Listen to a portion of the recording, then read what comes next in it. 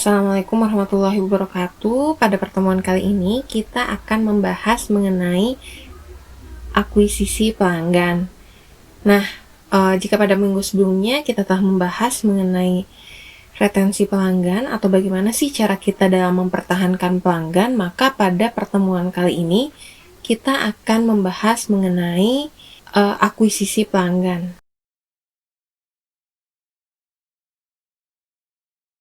Tugas pertama dalam mengelola siklus hidup pelanggan adalah memperoleh pelanggan atau akuisisi pelanggan. Perolehan pelanggan atau akuisisi pelanggan ini selalu menjadi tujuan paling penting selama peluncuran produk baru ataupun permulaan sebuah bisnis. Untuk bisnis skala kecil yang berambisi untuk tumbuh dan berkembang, akuisisi pelanggan ini sama pentingnya dengan retensi pelanggan. Sebelumnya, kita perlu membahas apa yang disebut sebagai pelanggan baru. Pelanggan baru ini dibagi ke dalam dua kategori. Yang pertama adalah baru bagi produk kategori tersebut. Yang kedua adalah baru bagi pelanggan. Apa sih maksudnya? Sekarang kita bedakan dulu. Pelanggan ini juga dibagi ke dalam dua konteks, yaitu pelanggan untuk konteks B2B atau business to business, dan pelanggan untuk konteks B2C atau business to consumer. Kedua jenis pelanggan ini tentunya memiliki karakteristik yang berbeda. Siapa sih pelanggan B2B? Pelanggan B2B ini biasanya merupakan sebuah organisasi atau perusahaan, bisa produsen ataupun reseller, atau sebuah organisasi nirlaba ataupun badan pemerintahan. Nah, kemudian siapa? Konsumen yang termasuk ke dalam pelanggan B2C. Pelanggan B2C adalah konsumen akhir. Contohnya adalah kita saat kita berbelanja ke marketplace ataupun ke supermarket. Nah, kita merupakan contoh konsumen B2C atau business to consumer. Karena kita merupakan konsumen akhir dari produk tersebut. Kita tidak menjualnya kembali. Nah, tadi kan konsep pelanggan ini dibagi dua, baru bagi kategori produk ataupun baru bagi pelanggan. Di sini saya ingin menjelaskan dulu yang dimaksud dengan baru bagi kategori produk. Sebelumnya saya telah menjelaskan bahwa pelanggan baru ini dibagi ke dalam dua kategori, yaitu baru bagi kategori produknya atau baru bagi pelanggan. Dalam konteks baru bagi sebuah kategori produk untuk tipe konsumen B2C, biasanya pelanggan ini telah menemukan atau dia telah mengidentifikasi solusi untuk kebutuhannya sehari-hari. Misalnya apa? Saat saya merasa bahwa saya perlu mencintai lebih lingkungan gitu ya, saya perlu lebih peduli kepada lingkungan, maka saya akan memilih produk-produk yang ramah lingkungan gitu ya. Nah, berarti saya merupakan jenis konsumen baru untuk kategori produk ramah lingkungan gitu. Atau misalkan dulu saat orang-orang masih menggunakan telepon kabel gitu ya, telepon rumah gitu ya. Kemudian mulai masuk mobile phone gitu ya, telepon genggam. Nah, konsumen kita ini kita merupakan pelanggan baru bagi kategori produk telepon genggam itu ya, atau mobile phone. Nah, kadang-kadang juga pelanggan B2C ini membuat keputusan yang lebih dulu daripada si suppliernya. Contohnya apa? Misalkan penggunaan baking soda untuk menghilangkan bau di kulkas ataupun misalkan di tempat sampah, atau penggunaan baking soda untuk menghilangkan bau pada karpet. Nah, sebenarnya produsen ini tidak memperkenalkan baking soda untuk penghilang bau gitu ya, baik itu di kulkas ataupun misalkan pada karpet, atau kemudian citron. Kalau kita kalau kita tahu Mungkin ibu kita gitu ya, atau nenek kita, atau tetangga kita gitu, sering bilang kalau misalkan baju kuning, coba deh dipakein citron gitu. Waktu nyucinya, pasti dia bisa jadi lebih bersih. Nah, sebenarnya citron ini tidak diperkenalkan oleh para pelanggan ini, oleh para konsumen, oleh para produsen ini untuk sebagai produk pembersih gitu. Tapi pelanggan menemukan kelebihannya gitu ya dari si produk tersebut, bahwa produk ini selain menjadi bahan pangan, dia juga bisa menjadi produk kebersihan gitu yang tentunya dianggap lebih ramah lingkungan. Nah, berdasarkan temuan dari para pelanggan ini, akhirnya para produsen ini sadar dan mulai mempromosikan penggunaan hal tersebut gitu ya, bahwa citron ini bisa digunakan untuk membersihkan pakaian gitu ya, atau membersihkan kamar mandi. Kemudian baking soda juga bisa dipergunakan untuk menghilangkan bau. Nah, kemudian baru bagi kategori produk dalam konteks B2B. Pelanggan dianggap menjadi baru bagi kategori ini jika mereka memulai suatu kegiatan yang membutuhkan sumber daya yang baru untuk bisnisnya. Sebagai contoh, misalkan McD dia membuka warung kopi gitu ya. Nah, mereka ini perlu mengembangkan relasi mereka gitu dengan para supplier. Sebelumnya mungkin McD misalkan suppliernya ini produsen ayam gitu ya, rumah potong ayam, kemudian produsen terigu. Nah, saat mereka masuk ke dalam industri kopi, akhirnya mereka juga mengembangkan relasi mereka dengan para supplier kopi. Nah, kalau tadi baru bagi suatu kategori produk, sekarang baru bagi pelanggan. Kategori pelanggan baru adalah pelanggan yang benar-benar dia baru bagi perusahaan. Biasanya pelanggan ini diperoleh dari hasil persaingan. Pelanggan baru ini bisa didapatkan jika kita memenangkan hati mereka gitu ya. Misalnya kita berhasil menawarkan solusi yang lebih baik daripada kompetitor kita, atau promo-promo yang kita lakukan gitu ya, yang perusahaan lakukan ini dirasa lebih menguntungkan si konsumen tadi, maka si konsumen itu biasanya akan mulai berpindah menggunakan produk kita. Dalam konteks B2B, biasanya pelanggan baru bagi perusahaan ini agak sulit untuk didapatkan, karena biasanya para pelanggan ini dia sudah memiliki komitmen gitu dengan suppliernya saat ini, sehingga walaupun kita menawarkan solusi atau tawaran yang lebih baik, belum tentu pelanggan itu mau berpindah kepada kita. Dalam konteks CRM, kita mengenal yang disebut sebagai prospecting. Lalu apa sih itu prospecting? Prospecting adalah suatu kegiatan atau aktivitas untuk mencari pembeli potensial dengan tujuan untuk menciptakan kesempatan untuk menjual baik saat ini maupun di masa yang akan datang. Lalu ada yang disebut juga sebagai prospek. Nah, prospek ini adalah orang yang memiliki kemampuan untuk membeli dan mempunyai ketertarikan terhadap produk yang kita jual. Prospecting sendiri adalah hasil dari segmentasi dan penentuan target. Proses segmentasi ini bertujuan untuk mengidentifikasi dan membidik para pelanggan yang dapat menghasilkan keuntungan di masa depan. Prospecting dalam konteks B2B, langkah pertama yang bisa kita lakukan adalah mencari sebuah petunjuk.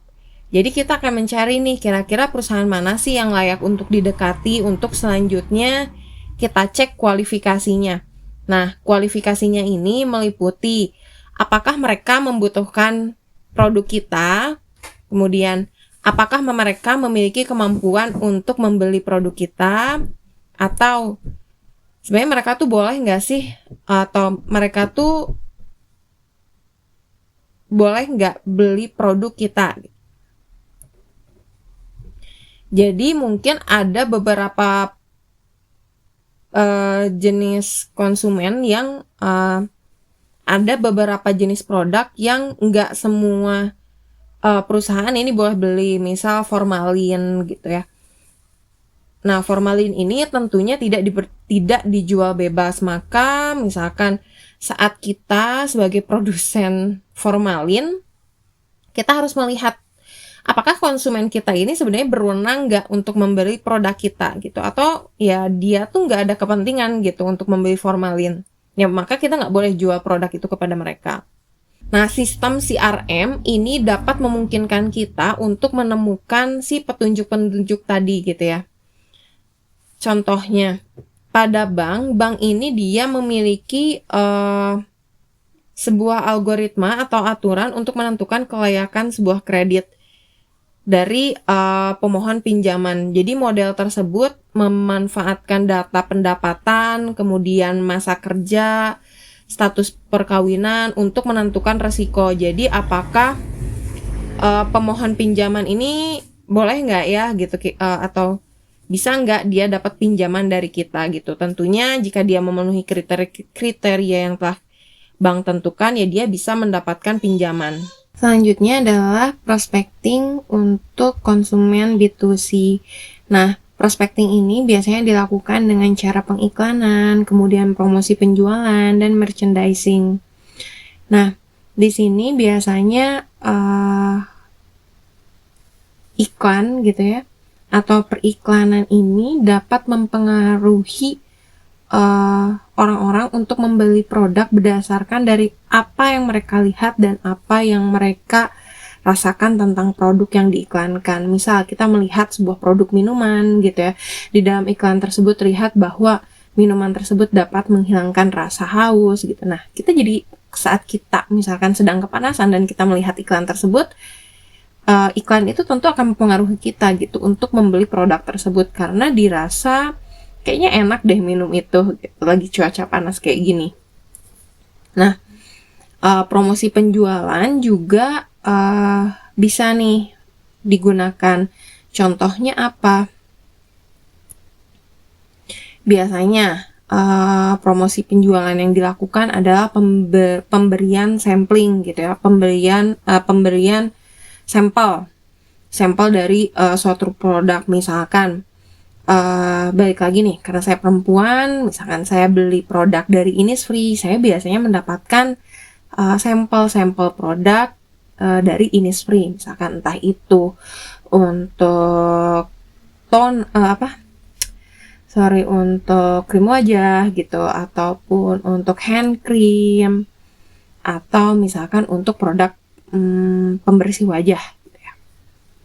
Nah, ada juga uji coba gratis. Misal kalau kita ke toko-toko kue, kemudian ada sampel gratis nih yang bisa kita coba gitu. Nah, atau kalau kita lihat misalkan di supermarket, kita juga sering lihat ada misalnya untuk produk pewangi pakaian ya, dia juga kasih sampel di dekat si produknya dia yang bisa kita cium wanginya gitu ya. Jadi itu juga bisa mengundang ya, itu salah satu bentuk promosi yang mereka lakukan. Atau promosi penjualan apalagi sih, pemberian kupon gitu ya, atau pemberian cashback, atau pemberian bonus pack. Misalkan kita beli deterjen gitu ya, nah biasanya dia kasih bonus packnya itu masih dari brand yang sama tapi untuk kategori produk yang lain gitu. Nah itu sering banget tuh saya temukan. Atau pemberian kupon kalau kita pernah pergi kayak ke salah satu gerai makanan, mungkinnya kita sering dapat satu lembar voucher gitu misalkan. Jadi nanti kalau misalnya kita pengen beli es krim tuh, kita bisa dapat diskon gitu dari situ gitu ya. Jadi ada kupon kayak gitu. Nah, selanjutnya ada juga salah satu teknik promosi yang biasa kita temukan adalah adanya pajangan atau display item gitu ya. Misalkan kita pengen beli es krim nih, jadi tersedia di depan kita itu display sih ice creamnya gitu. Jadi topping es krimnya itu ya disajikan gitu di depan kita. Jadi semakin membuat kita itu tertarik gitu untuk membeli si produk itu. Atau misalkan kalau kita suka beli waffle tuh yang ada di mall-mall, itu kan si waffle-nya itu di depannya itu ada bentuk sebenarnya itu mainan kan ya. Jadi bentuk si waffle-nya tapi lengkap dengan toppingnya gitu. Jadi kita tuh bisa terbayang gitu. Misalkan kalau waffle dengan rasa keju dikasih topping meses itu kayak gimana sih bentuknya gitu. Jadi itu tuh kayak lebih terbayang gitu, dan tentunya membuat otak kita gitu ya lebih tertarik gitu untuk membeli produk tersebut. Atau misalkan di supermarket atau di toko-toko pakaian gitu memajang tanda diskon. Nah, itu juga salah satu strategi yang dapat mengundang kita gitu ya untuk datang ke toko mereka. Nah, tools atau alat gitu ya yang biasa digunakan baik itu untuk konteks B2B maupun B2C, biasanya mereka ini sama-sama menggunakan yang disebut dengan skema referral untuk menghasilkan pelanggan baru. Nah, apa sih itu skema referral gitu? Mungkin kita sering dapat ya kalau di aplikasi itu ada kode referral gitu. Nah, jadi kita itu bisa bisa bagikan kode itu ke teman-teman kita. Kemudian dari kita membagikan kode tersebut, kita mendapatkan benefit gitu ya, entah itu berupa poin gitu atau berupa voucher uang gitu ya. Nah, perusahaan ini yakin jika pelanggan yang puas ya terhadap produk mereka akan secara alami ini membicarakan hal-hal yang positif terkait dengan produk tersebut. Eijsmann, sebuah pabrik frozen food di Jerman, ini memperkirakan 30% pelanggan barunya ini diperoleh dari skema referral atau berdasarkan rekomendasi dari pelanggan yang puas terhadap produk mereka. Para praktisi CRM ini memiliki 3 Key Performance Activity atau KPI untuk menilai akuisisi pelanggan mereka. Yang pertama adalah berapa banyak pelanggan yang diperoleh. Yang kedua adalah berapa banyak sih biaya yang digunakan untuk mengakuisisi pelanggannya. Selanjutnya adalah berapa nilai value gitu ya dari akuisisi pelanggan tersebut. Maksudnya apa gitu ya? Jadi ya value yang kita dapatkan dari akuisisi pelanggan itu apa? Gitu. Misalkan berapa profit gitu ya? Berapa profit yang kita dapat tambah sih gitu dari si proses akuisisi pelanggan itu. Nah, kombinasi idealnya ini adalah biaya yang kita keluarkan untuk mengakuisisi pelanggan itu sedikit, tapi menghasilkan banyak pelanggan yang memiliki value yang tinggi gitu ya. Salah satu teknik yang murah dan menghasilkan pelanggan yang memiliki value yang tinggi adalah skema referral. Skema referral ini merupakan metode yang sangat efektif dari segi biaya dalam memperoleh pelanggan. Referral lebih kepada bagaimana menciptakan persepsi seseorang tentang sesuatu dan mampu mengajak orang lain untuk dapat memperhatikan dan merasakan manfaat yang sama dengan kita.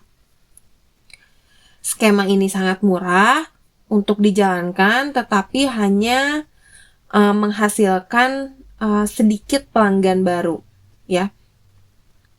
Sisi positifnya dari skema referral ini adalah pelanggan yang didapatkan dari skema ini cenderung lebih loyal. Selanjutnya, saya akan menjelaskan mengenai pemanfaatan data pelanggan. Pada CRM, mungkin sekali terjadi pencarian database pelanggan yang ada dan calon pelanggan yang prospektif untuk mengakuisisi pelanggan. Nah, data mining ini dapat digunakan oleh perusahaan untuk mencari pelanggan mana sih yang sangat potensial bagi perusahaan. Data mining ini dapat digunakan untuk mencari profil pelanggan yang memiliki value paling tinggi bagi perusahaan. Kemudian bagaimana sih awal mulanya si pelanggan ini diperoleh, kemudian si data mining ini juga dapat mengidentifikasi sebenarnya pelanggan ini tuh dulunya membeli produk apa sih di perusahaan. Nah, dengan informasi-informasi ini nantinya dimungkinkan kita untuk mengidentifikasi prospek yang memiliki profil yang sama untuk ditawarkan produk yang sama. Sekian penjelasan saya hari ini mengenai akuisisi pelanggan. Jika ada yang ingin ditanyakan, silahkan tuliskan di forum diskusi. Terima kasih.